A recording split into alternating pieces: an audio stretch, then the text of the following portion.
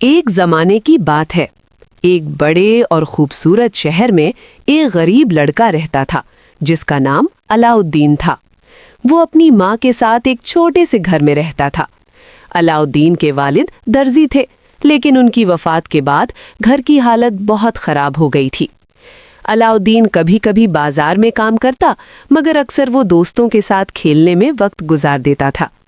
اس کی ماں اسے سمجھاتی کہ محنت کرو تاکہ زندگی بہتر ہو سکے۔ ایک دن شہر میں ایک عجیب و غریب آدمی آیا۔ وہ ایک جادوگر تھا جو بہت چالاک اور خطرناک تھا۔ اس نے علاؤالدین کو دیکھا اور فوراً سمجھ گیا کہ یہ لڑکا اس کے کام آ سکتا ہے۔ جادوگر نے علاؤالدین کو بلایا اور اس سے محبت سے باتیں کرنے لگا۔ اس نے کہا کہ وہ اس کا چچا ہے اور برسوں بعد اسے ڈھونڈتے ہوئے یہاں آیا ہے۔ علاؤالدین کو یہ سن کر حیرت ہوئی، مگر جادوگر نے اسے تحفے اور پیسے دے کر اس کا اعتماد حاصل کر لیا۔ اگلے دن جادوگر علاؤالدین کو شہر سے دور ایک پہاڑ کی طرف لے گیا۔ وہاں اس نے زمین پر جادو کیا اور اچانک زمین کھل گئی۔ زمین کے اندر ایک خفیہ غار نظر آئی۔ جادوگر نے علاؤالدین کو ایک جادوئی انگوٹھی دی اور کہا، اس غار کے اندر جاؤ اور وہاں سے ایک پرانا چراغ لے آؤ۔ یاد رکھنا، کسی اور چیز کو ہاتھ مت لگانا۔ علاؤالدین بہادری سے غار کے اندر داخل ہوا۔ غار کے اندر حیرت انگیز منظر تھا۔ وہاں سونے کے ڈھیر، چمکتے ہوئے ہیرے اور قیمتی خزانے ہر طرف بکھرے ہوئے تھے۔ علاؤالدین یہ سب دیکھ کر حیران رہ گیا۔ آخرکار اسے وہ پرانا سا جادوئی چراغ مل گیا جس کے لیے جادوگر نے اسے بھیجا تھا۔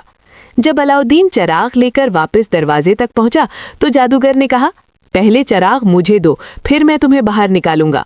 علاؤالدین کو اس کی بات مشکوک لگی۔ اس نے کہا کہ پہلے اسے باہر نکالا جائے۔ جادوگر غصے میں آ گیا اور اس نے فوراً غار کا دروازہ بند کر دیا۔ یوں علاؤالدین اندھیرے میں اکیلا پھنس گیا۔ علاؤالدین بہت پریشان ہو گیا۔ وہ اندھیرے میں بیٹھا سوچنے لگا کہ اب کیا کرے۔ اچانک اس کا ہاتھ چراغ سے ٹکرایا اور اس نے اسے صاف کرنے کے لیے رگڑ دیا۔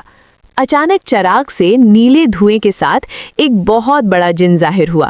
جن نے گرجدار آواز میں کہا، میں اس چراغ کا غلام ہوں۔ جو شخص اس چراغ کو رگڑتا ہے، میں اس کے حکم پر عمل کرتا ہوں۔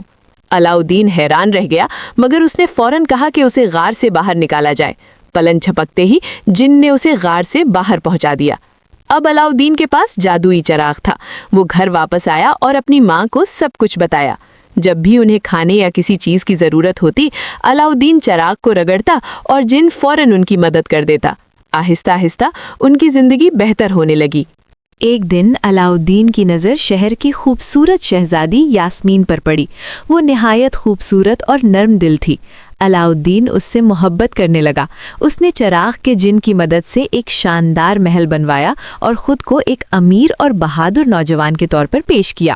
جلد ہی شہزادی یاسمین بھی علاؤالدین کی بہادری، ایمانداری اور اچھے دل سے متاثر ہو گئی۔ بادشاہ نے بھی علاؤالدین کو پسند کیا اور دونوں کی شادی کی اجازت دے دی۔ لیکن کہانی ابھی ختم نہیں ہوئی تھی۔ وہی پرانا جادوگر دوبارہ واپس آیا۔ اسے معلوم ہو گیا تھا کہ جادوئی چراغ اب بھی علاؤالدین کے پاس ہے۔ اس نے ایک چال چل کر چراغ چرانے کی کوشش کی اور محل کو جادو سے دور لے گیا۔ جب علاؤالدین کو یہ بات معلوم ہوئی تو وہ بہت پریشان ہوا، مگر اس نے ہمت نہیں ہاری۔ اس نے اپنی عقل اور بہادری سے جادوگر کا مقابلہ کیا اور آخرکار اسے شکست دے دی۔ اس طرح چراغ دوبارہ اس کے پاس آ گیا اور شہزادی یاسمین بھی محفوظ ہو گئی۔ آخرکار علاؤالدین اور شہزادی یاسمین خوشی خوشی رہنے لگے۔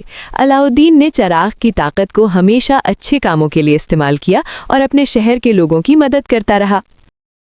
اگر آپ کو ہماری ویڈیو اچھی لگے تو ویڈیو کو لائک کریں، ہمارے چینل کو سبسکرائب کریں اور بیل آئیکن دبانا نہ بھولیں۔